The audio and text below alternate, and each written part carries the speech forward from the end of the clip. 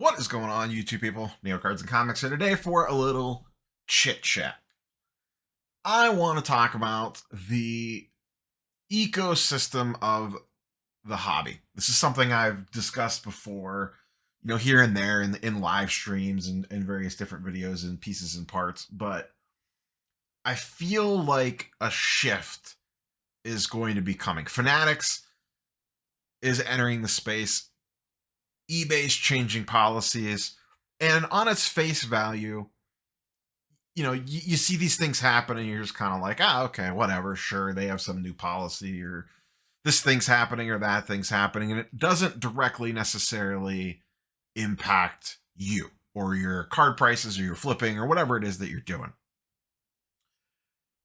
But when you pull out a little bit, I think some of this stuff has larger ripple effects and down the stream effects that aren't readily apparent. And I don't even know, where this stuff's all going to go, but you can feel the ground shifting underneath you a little bit.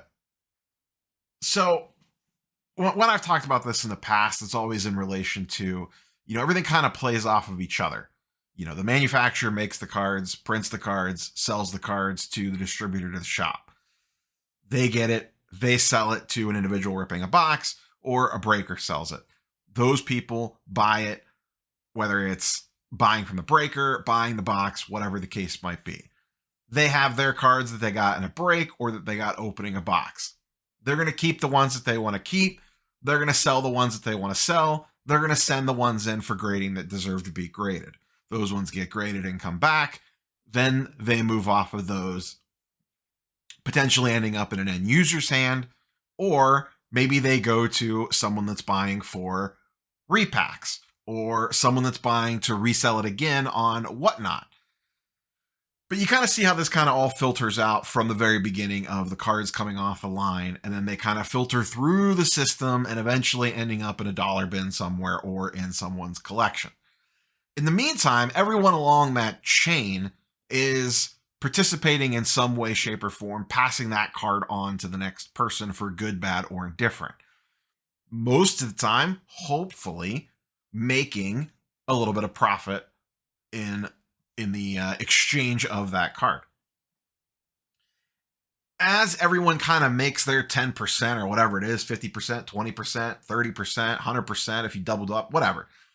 But as everyone's making that money, as this thing makes its way through the various chain of the hobby, the ecosystem of the hobby, the card world, if you will, they then take a portion of that money and probably set it aside and go pay a bill or go out for dinner, whatever the case might be. But a decent portion of that people are taking and they're throwing it back into the card market or the sports card world, whatever you want to call it, and rinsing and repeating. And then, they make, once again, they make a little bit more money, a little bit more money, so on and so forth. They keep throwing it back in. A certain percentage of that money goes back into the ecosystem, whether it's the breaker being able to buy more wax from the distributor, from the end user selling their slabs to someone that's selling repacks or rebuying to sell on whatnot. Whatever the case might be, as long as the system is flowing and the money is flowing, it all gets passed around and the pool slowly builds up, in theory. Now we have Fanatics coming in. They are disrupting the ecosystem of that. eBay recently changed those breaker policies. Now, not anybody that has wax laying around can all of a sudden become a fly-by-night eBay breaker. And there's a lot of good eBay breakers out there, don't get me wrong. But eBay has now come and they just turn that nozzle and shut it off.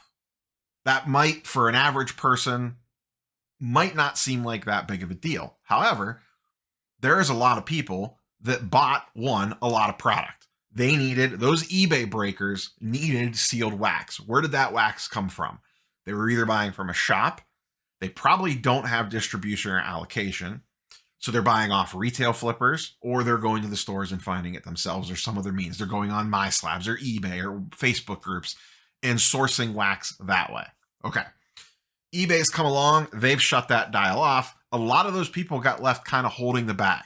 Some will move on to other platforms. They'll go to Drip or Sports Card Live or whatever, whatnot, whatever the case might be. They'll find another home if they truly want to keep breaking.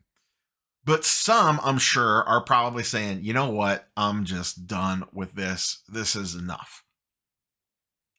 Those people leave the breaking space. Okay. That's less people now hunting for the wax. Now, the guy that's flipping retail or the person that's buying wax that's selling to these guys, that's one less customer that they have. So they have less money flowing in to them. So you can kind of see how one little policy change over here, though might not directly affect you, could have some downstream effects.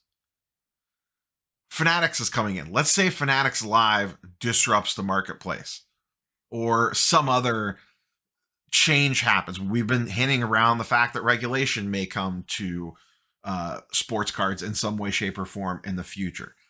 That could have major impacts depending on what happens. Let's say regulation comes, and we're just kind of going into what if territory here. Let's say regulation comes and say, you know what, you can't sell repack products anymore on through these major platforms. You know, you could still sell it like a card show for cash or whatever. But if you're trying to sell on Whatnot or Fanatics Live or eBay Live or whatever the case might be, that repacks don't have stated odds. There's none of the disclaimers on it. Repacks are banned. You can't sell repacks anymore. Now, a certain segment of the hobby would triumph this and say, sweet, repacks are gone. Get those scammy things out of here. But there would be a drastic ripple effect, in my opinion, if repacks went away. Why is that? I have seen at even my small local shows, there are buyers that come to shows and spend a lot of money buying inventory for repacks. The repack game must be extremely profitable because I see the money that these guys throw around buying out tables, and these aren't content creators. These are people that are specifically basically hired to buy. Go to shows, buy up tables, buy up inventory, and then they throw it into repacks. If all of a sudden repacks were gone, and I'm not saying this is going to happen, but this is just an example. If all of a sudden Whatnot said you can't sell repacks anymore because some regulation comes into place, where is all that going to now go? Because if Whatnot shuts it down because of regulation, that means everyone else with a major platform is probably shutting it down, which means there's nowhere to sell that stuff. So now that buyer that's coming to your small 50 table local card show that's spending $5,000 to $6,000 buying up inventory is no longer doing that. So that's $5,000 to $6,000 less in the room. What does that mean? It means the dealers are making less money because they're not selling that $5,000 to $6,000 worth of inventory to just one person walking around buying for repacks.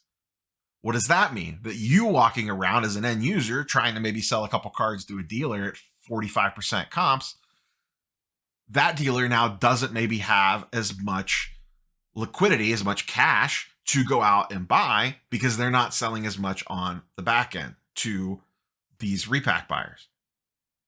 Now you see where it starts to filter down and it starts to hit you. Now you maybe walk in with a card that you want to sell. Maybe you're willing to take 70, 75% comps, sell to a dealer to free up some cash to be able to go buy something that you really want. And maybe that dealer doesn't have the room that they used to have. Maybe they don't have the cash that they used to have because cards aren't moving quite as quickly. These are all things where these unconnected, unrelated events happen. And then all of a sudden, it throws something off balance later on down the chain that is completely unexpected. You are already seeing Fanatics start to do this with some of the changes that they're putting in place.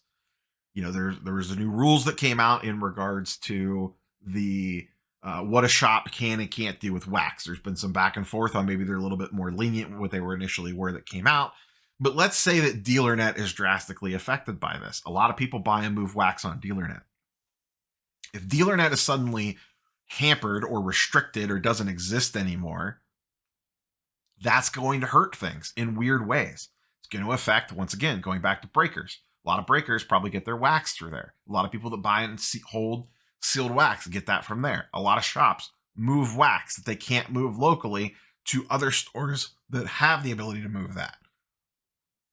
If that comes out of the ecosystem, that's less money, once again, moving around and circulating. Fanatics wants that money moving to them These big companies, whether it's Fanatics, eBay, collectors, whatever, they want that money moving to them, not around in the circle. So, like I said, I don't have any definitive answers. I don't know where it's going to go, but it's worth keeping an eye on. Sometimes something happens in this space and you look at it and you're like, oh, that doesn't affect me at all. But blow it out 2, 3, 4 levels and then kind of think about where it fits into the grand puzzle of everything else. And it may end up affecting you without even realizing that it's going to affect you. Fanatics is going to shake things up. Distribution is going to shake things up. Regulation potentially could shake things up if it ever comes to the space. That doesn't mean that there won't be new niches. New things will emerge that don't exist now. There'll be new needs to fill that we don't even realize exist yet. So just keep an eye on things. Pay attention. That's all I got for you, boys and girls. Catch you on the next one. Peace.